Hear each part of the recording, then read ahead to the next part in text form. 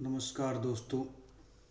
तो आइए आज शुरू करते हैं इनकम टैक्स अनुसूची भरने का पार्ट 2 वीडियो।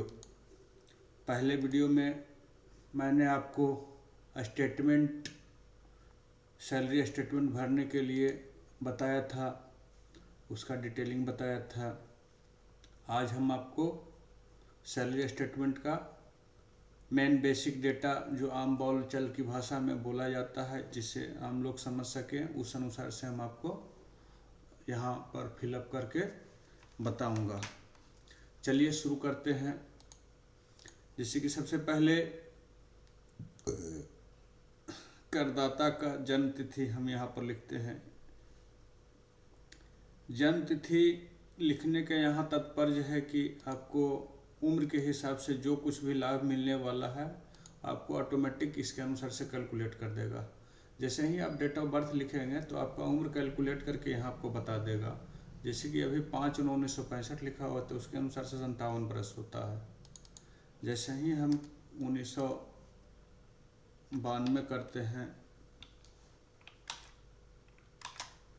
1992 करते हैं तो देखिए उम्र इनका 30 वर्ष हो जाता है।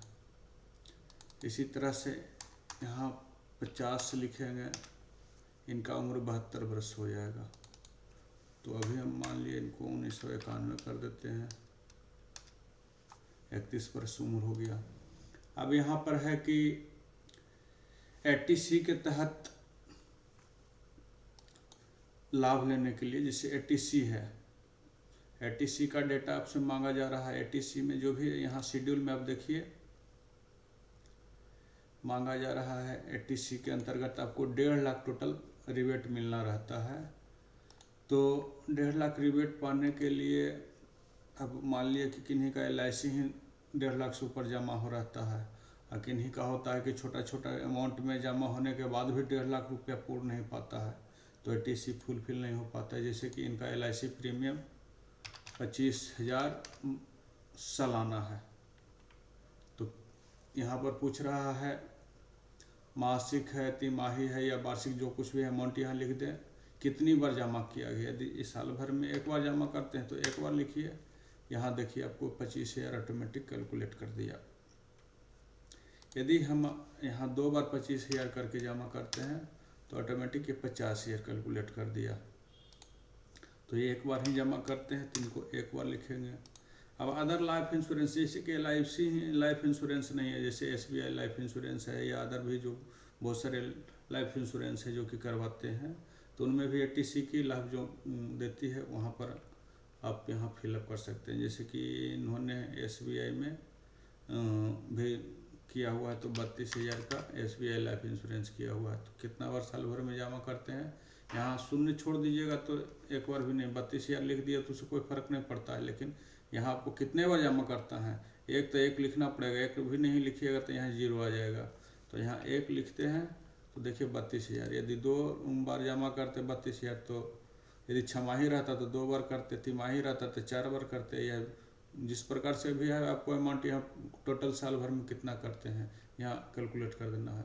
तो इनका प्रीमियम जो है 25,000 प्लस 32,000 दोनों जोड़ के 57,000 हो जा रहा है टोटल LIC प्रीमियम। अब इनका प्रोविडेंट फंड वगैरह चाहे कुछ GPF वगैरह जमा नहीं है,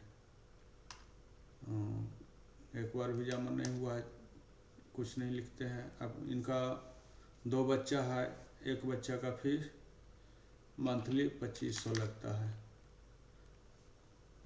25,000 सॉरी 25,000 हो गए, 2500 कितना मंथ जमा करते हैं। जैसे साल भर में 12 महीना जमा करते हैं, जैसे मंथली है तो 12 महीना है।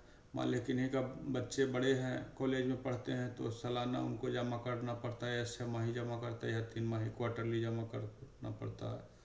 तो मान लीजिए सालाना इनको 1.5 लाख रुपया जमा करना पड़ता है, 1,50,000। तो यहाँ एक बार ही लिखेंगे, 1,50,000 आ गया। मान लिया कि इनका छोटा बच्चा है, 10th के अंदर है, तो इनका 2500 पहला बच्चा का लगता है। और कितना साल भर में 12 बार जमा करते हैं, महीने महीने, तो 12 हो गया।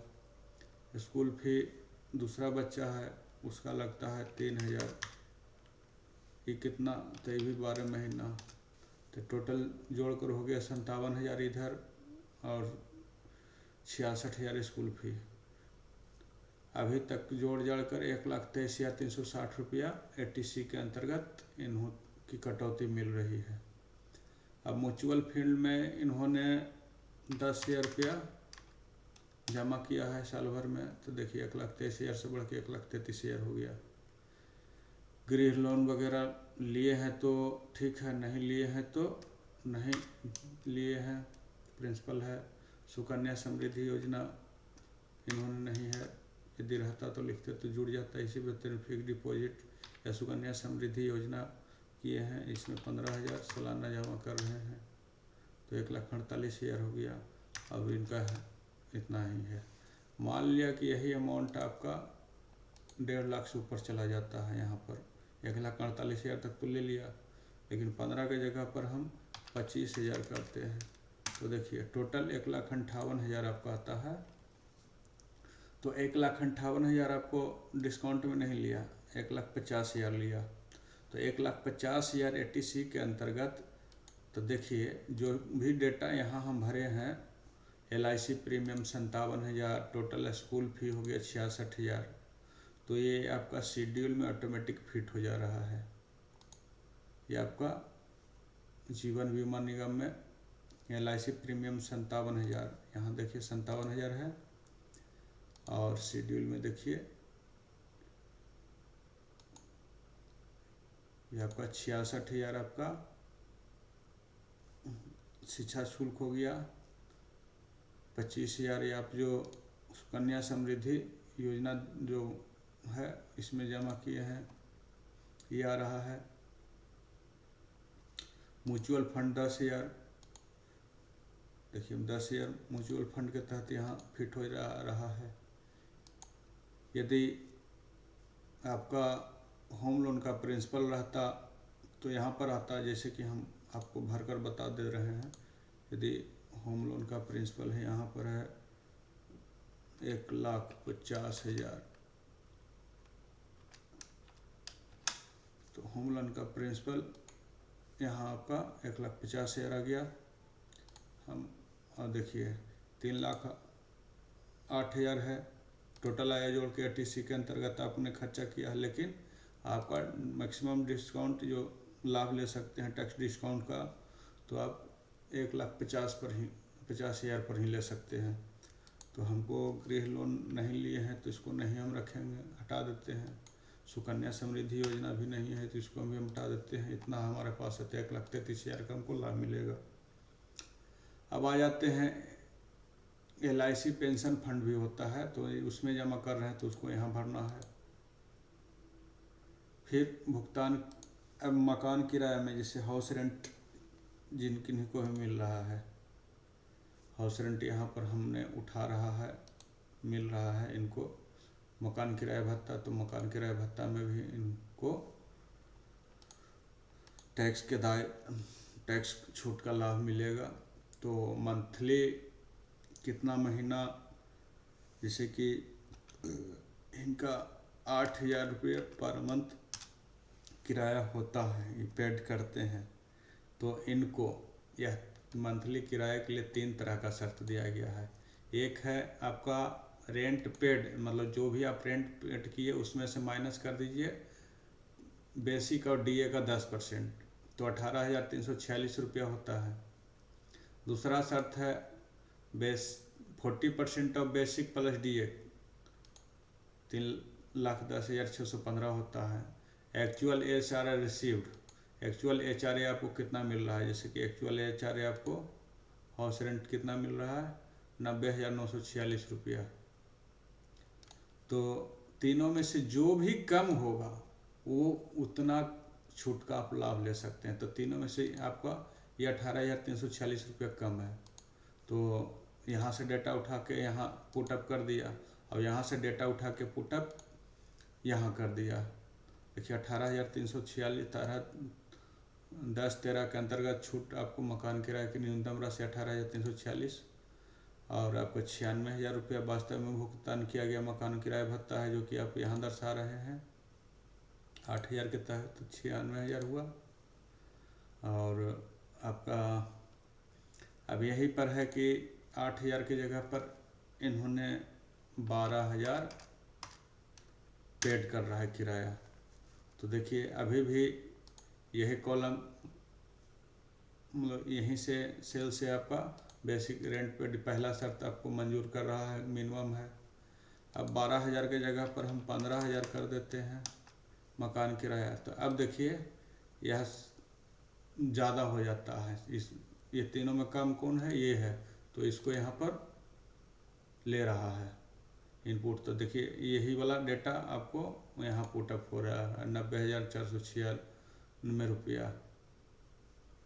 फिर है आपका मान लिया कि आप कहीं इसके पहले किसी मंथ में आपको सैलरी नहीं मिला, चाहे जो कुछ भी पेमेंट नहीं मिला, या उस समय आपको मकान किराया भत्ता नहीं मिल रहा था, तो हम मान लिया कि 2 महीना का मकान किराया भत्ता को हम हटा दिए, 2 महीना के मकान किराए के भत्ता को हटा दिए, तो 2 महीना मकान किराया भत्ता नहीं मिला।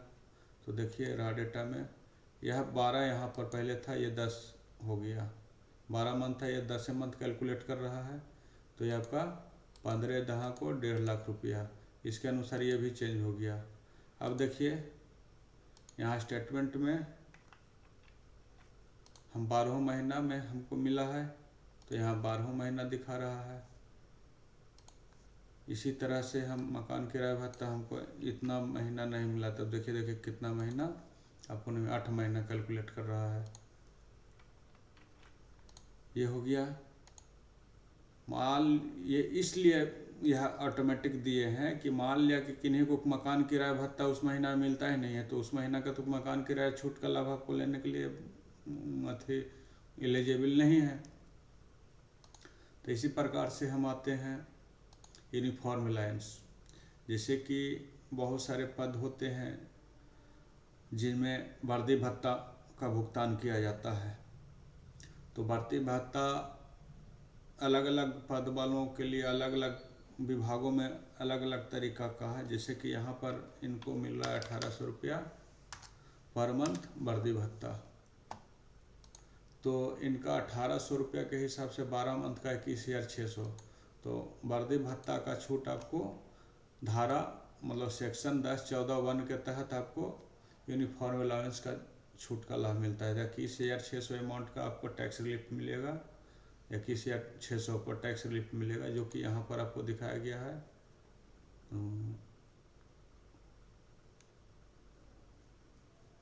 21,600 10(14) के अंतर्गत 21,600 आपको दिखाया गया है। अब इसमें भी मंथ कैलकुलेशन किया गया। मान लिया कि इनको अन्न भत्ता में ही वर्दी भत्ता जुटा हुआ रहता है, अब इनको इतना महीना नहीं मिला, तो देखिए पहले 12 लिखा हुआ था मंथ में, अब 8 महीना हो गया, तो 14,400 रुपया का ही इनको वर्दी भत्ता का पर छूट का लाभ मिलेगा। 14,400 यहाँ आ गया।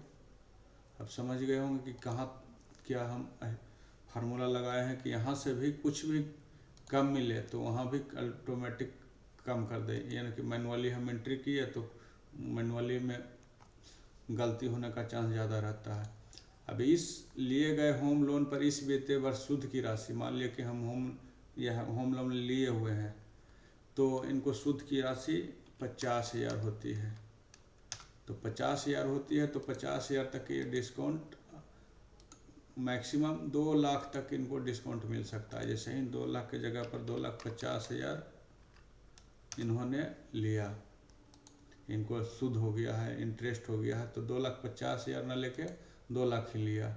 मान लिया कि यहाँ 1,75,000 इंटरेस्ट हो गया, और ये हाउसिंग इम्प्रूवमेंट लोन भी ले ले हैं, तो उस पर भी इनको सूद हो गया जाकर इंटरेस्ट 25,000। तो दोनों जोड़ के 2 लाख हो रहा है, तो 2 लाख यहाँ दे रहा है। जैसे ही इनको इस पर इनको 30,000 इंटरेस्ट है, तो 1,75,000 3 लाख होता है, 2,05,000। लेकिन इनको जैसे ही 2 लाख से ऊपर गया दोनों जोड़ करके तो 2 लाख पर ही लिया।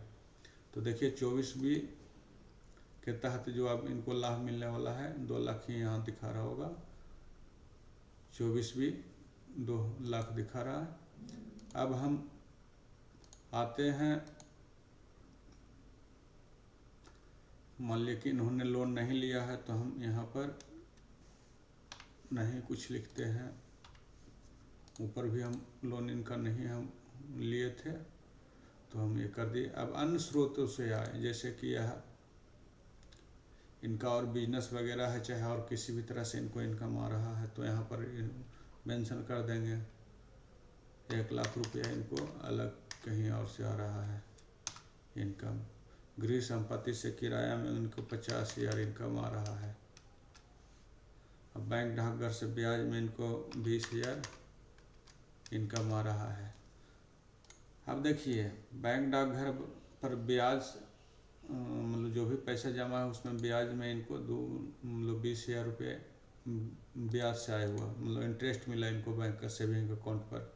तो 20,000 जो अकाउंट पर सेविंग मिला तो इनका उम्र कितना है उस हिसाब से इनको लाभ भी मिल गया। जैसे कि इनका राशि वहाँ पर भी आपको डिस्काउंट मिलता है 80TTA के तहत। बैंक डाकघर में बचत पर प्राप्त राशि से 20,000 है, करदाता की उम्र 31 वर्ष है तो टैक्स बेनिफिट 10,000 तक आपको मिलेगा। जैसे ही करदाता का उम्र आपका 91 की जगह 58 रहेगा, 64 वर्ष हो गया। तो देखिए उम्र इनका जैसे ही बढ़ेगा 64 तो 20,000 यानी 50,000 तक की राशि तक टैक्स का बेनिफिट ले सकते हैं। 50,000 तक, मतलब सीनियर सिटीजन 50,000 तक और नॉन सीनियर सिटीजन मात्र 10,000 तक। मान लिया कि हम यहाँ पर आपको करके दिखा देते हैं, ब्याज से इनको प्राप्त हुआ है 55,000। तो देखिए सीनियर सिटीजन है तो इनको 50,000 का लाभ मिला। जमा की इंटरेस्ट आया 55,000, लेकिन 50,000 पर ही दावा ठोक सकते हैं कि हमको टैक्स बेनिफिट का। तो यहाँ पर भी देखिए 80TTA में ये जाकर फिट हो गया होगा शेड्यूल में, 80TTA 50,000 है, यहाँ देख रहे हैं आप टैक्स। उसी तरह से इनका उम्र हमको जो एक्चुअल था वो हम रहने देते हैं, 1991 कर देते हैं। देखिए 31 वर्ष है, 31 वर्ष में मात्र 10,000 लिया। तो हम इनका इंटरेस्ट उतना इनकम नहीं हुआ है तो हम आपको समझाने के लिए बताए। इंटरेस्ट इनकम इनको जैसे कि 652 रुपया ही हुआ है। गृह संपत्ति से इनको आया हुआ है, इनसे भी आया हुआ है। अब है हेल्थ इंश्योरेंस, यदि यह कराए हुए हैं तो 80D के तहत इनको अलग से टैक्स का लाभ मिलता है। तो नॉन सीनियर सिटीजन के लिए 25,000 यानी 60 वर्ष उम्र जिनका नीचे उनको 25,000 तक का ही लाभ मिलेगा, और जो 60 वर्ष से ऊपर के वयस्क हैं तो उनको सीनियर सिटीजन के तहत उनको 50,000 तक डिस्काउंट मिलेगा। जैसे कि यहाँ पर देखिए अब 36,000 इनका हम दिखाते हैं, लेकिन आयकर छूट 25,000 ही लिया। और यही इनका सीनियर सिटीजन रहता 1991 की जगह 58 कर देते हैं, 64 वर्ष सीनियर सिटीजन हो जाते हैं। अच्छा, यहाँ पर वहाँ से मतलब नहीं है आपका, यहाँ कितना उम्र है आपका इससे मतलब नहीं है। अब यहाँ पर मतलब है आपका जिनको हेल्थ इंश्योरेंस अपने भी करा सकते हैं, अपने स्पाउस को भी करा सकते हैं, अपने बच्चे को भी करा सकते हैं। तो किन पर 36,000 जो इन पर हेल्थ इंश्योरेंस कराया गया है उनका उम्र कितना है, तो यह मैनुअली इंटर करना पड़ेगा, क्योंकि यह सिर्फ एम्प्लॉय से रिलेटेड नहीं है, एम्प्लॉय के आश्रित से भी रिलेटेड है। तो जिनको कराया गया है उनका 50 वर्ष उम्र है तो 25,000 आपको मिल रहा है। और जैसे ही 60 वर्ष से 61 पर मतलब ऊपर हो जाते हैं इनको 36,000 का लाभ मिल रहा है। यहाँ पर 51,000 भी डालेंगे तो 50,000 तक लेगा। आप समझ गए होंगे। सीनियर सिटीजन के लिए 50,000 तक और नॉन सीनियर सिटीजन के लिए 25,000 तक। इनका उम्र 25 वर्ष है या 25, अब जितना भी खर्च कर दीजिए 15,000 खर्चा कीजिएगा तो 15,000 लेगा, ज़्यादा नहीं लेगा, लेकिन 25,000 से ज़्यादा नहीं लेगा। उसी तरह से पेरेंट के लिए आप कराते हैं या मेडिकल एक्सपेंडिचर वगैरह होता है तो वो भी भरेंगे तो आपको, लेकिन कुल मिलाकर के आपको 50,000 से ज़्यादा डिस्काउंट यहाँ पर नहीं होगा।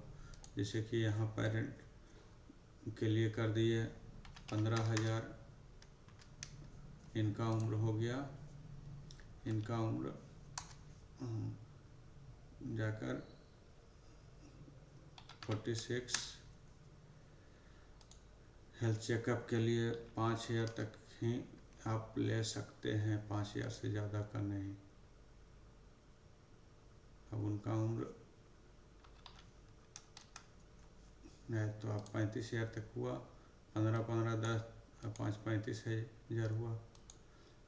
अब यहाँ पर 40,000 कर देते हैं तो 45,000 तक लिया। 50,000 से यहाँ सीनियर सिटीजन भी चेक कर रहा है, पेरेंट्स कर दिए तो आपका जो भी है, फिर आपका जो भी यह बनाया गया है यहाँ पर यह मत देखिए, टैक्स का जो नियम कहता है उसी के अनुसार से यहाँ फार्मूला लगाया गया है। हम अभी बताने में गलत हो सकते हैं लेकिन यह फार्मूला लगाया गया वो गलत नहीं है। 80D के तहत यदि टैक्स पेयर का कोई आश्रित उनका विकलांग है तो उनका विकलांगता प्रतिशत 40 से 80 के बीच में रहता है तो उन्हें 75,000 रुपया डायरेक्ट डिस्काउंट की मिलती है। 75,000 रुपया पर टैक्स इनका माफ़ हो जाएगा। यदि उनका आश्रित विकलांग नहीं है या 14% से कम विकलांग है, जैसे 39 हो गया, इसमें 1 रुपया भी उनको डिस्काउंट नहीं मिलेगा। जैसे 80% से ऊपर विकलांग है तो 1,25,000 पर इनको नहीं टैक्स लगेगा। उसी तरह से टैक्स पेयर खुद विकलांग है और इनका विकलांगता प्रतिशत 45 है तो 75,000, विकलांगता प्रतिशत 80 से ज़्यादा है तो 1,25,000 का टैक्स बेनिफिट मिलेगा। 80DD भी यदि आप अपना आश्रितों का इलाज गंभीर बीमारी के लिए किया है तो उनकी खर्च की राशि जो भी है लिखिए, उनका उम्र क्या है यह लिखिए, उसके अनुसार से ऑटोमेटिक कैलकुलेट हो जाएगा। 62 वर्ष है तो 45,000, 45 ईयर है तो 40,000, इस तरह से है। Interest payment of higher education मतलब एजुकेशन लोन के तहत एजुकेशन लोन आपने लिया है उस पर जो इंटरेस्ट आ रहा है या आपके बच्चे के नाम से लोन लिया है उनके लिए जो भी इंटरेस्ट आ रहा है तो उस राशि पर इसका लिमिट नहीं है, जितना बिल आ रहा है इंटरेस्ट सब माफ़ हो जाएगा। 80E के तहत होम लोन का जो ब्याज की राशि है दोनों जगह से आप ले सकते हैं। आप 8024 सेक्शन के तहत भी आप इसका लाभ ले सकते हैं और या आप 80E के तहत भी ले सकते हैं। लेकिन वहाँ पर है कि जो भी अमाउंट जितना भी अमाउंट मान लीजिए इंटरेस्ट आपके पास 2 लाख से ज़्यादा है, 2.5 लाख का है तो 2.5 लाख में 2 लाख आप यहाँ लाभ ले सकते हैं, आप 50,000 यहाँ लाभ ले सकते हैं। ऐसा नहीं कि 2 लाख का वहाँ भी ले लिए और 50,000 का इधर भी ले लिया, 2 लाख का इधर भी ले लिया, ऐसा नहीं है। कोई एक जगह आप ले सकते हैं। यदि वहाँ पर जितना अमाउंट का दिए हैं उस अमाउंट के अलावा जो भी अमाउंट होगा यहाँ पर 10 दिखाना होगा। 80G उसी तरह से इंटरेस्ट पेमेंट होम लोन हो गया, सेंक्शन इशारा पढ़ लीजिएगा अपना कीजिएगा। यदि आपने किसी पंजीकृत संस्था में दान किया है तो दान की राशि मान लीजिए दान की राशि 45 100 रुपया किए हैं दान कहीं पर, तो टैक्स बेनिफिट जहाँ पर से हम राशि दान करते हैं वहाँ स्लिप मिलता है। स्लिप में वहाँ लिखा हुआ रहता है, यदि पंजीकृत संस्था से है तो स्लिप में ज़रूर लिखा हुआ रहेगा, कंप्यूटराइज बिल रहेगा, तो इतना % आपको टैक्स 50% या 100% टैक्स छूट का आप लाभ प्राप्त कर सकते हैं। तो किसी में 50% टैक्स छूट का लाभ है तो आपका 50% डिस्काउंट होगा, किसी में 100% है तो 100% आपको टैक्स बेनिफिट मिलेगा। यहाँ जो भी लिखिए अपना स्लिप को देखते हुए लिख सकते हैं।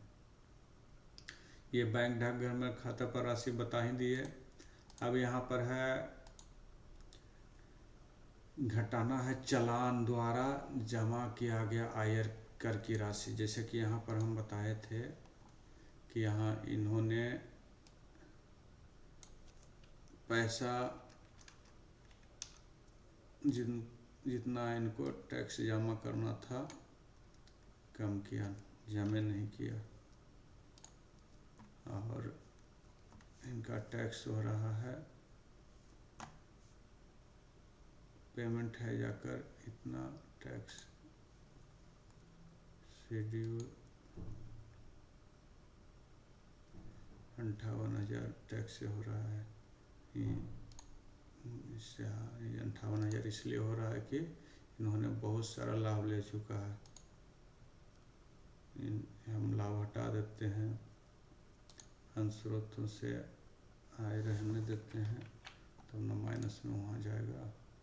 अब ये लाभ ही नहीं लिए हैं, ये लाभ नहीं लिए हैं, इतने का न लाभ मिलेगा। 15,000 पर नहीं, 8,000 पर है, तो देखिए आपका स्टेटमेंट में माइनस है। ये 9888 रुपया पेमेंट से इनका टैक्स टोटल आ रहा है 88,333 रुपया। इन्होंने एक भी पैसा टैक्स नहीं दिया है, तो टैक्स इनको पेमेंट काट करके 9888 रुपया का चालान इनको कटवाना पड़ेगा। जब चालान ये जमा करेंगे तो वही चालान में जो चालान का सीरियल नंबर है यहाँ भरेंगे। चालान का सीरियल नंबर जैसे कि जो कुछ भी रहा अंक में रहता है यहाँ भर देंगे। BSR कोड आप जो कुछ भी है यहाँ भर देंगे।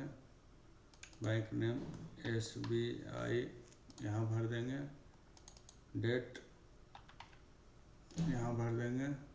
अमाउंट कितना है 9888 यहाँ भर देंगे। अब शेड्यूल में देखिए जो भी वहाँ इनपुट किए हैं यहाँ पुट हो गया। अब बता रहा है कि वित्तीय वर्ष में भुगतान की राशि जो कि इतना भुगतान कि 78,445 रुपया इनका पेमेंट से कटौती होगी और 9888 रुपया का चालान कटवाए हैं। टोटल इनका यहाँ पर स्टेटमेंट अब देखिए 0 आ रहा है। सदावधि हो गया, न इनको पैसा मिलेगा और न पैसा इनसे और लिया जाएगा। 85,044 रुपया में जो कुछ भी कटौती काट करके इतना इनको कटा मिला। तो आज के लिए इतना ही। इतना में बहुत कुछ आप समझ गए होंगे। चूँकि हम इस फील्ड में नए हैं, जो कुछ भी है दिमाग लगाने वाला, कैलकुलेट करने वाला सारा कुछ दिमाग लगाते हैं, लेकिन हम उतना बोल नहीं बढ़िया से पाते हैं, तो उसके लिए थोड़ा सा क्षमा चाहता हूँ। और जितना अपने स्तर से समझाने की कोशिश किया हूँ लगभग आप समझ ही गए होंगे। तो आज के लिए हमारा वीडियो देखने के लिए बहुत बहुत धन्यवाद।